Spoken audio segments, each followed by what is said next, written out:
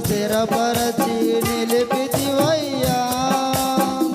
హిస్సోపుతో నన్ను కడుగుము యేసయ్యా, హిమము కంటెను తెల్లగా మార్చయ్యా. హిస్సోపుతో నన్ను కడుగుము యేసయ్యా, హిమము కంటెను తెల్లగా మార్చయ్యా.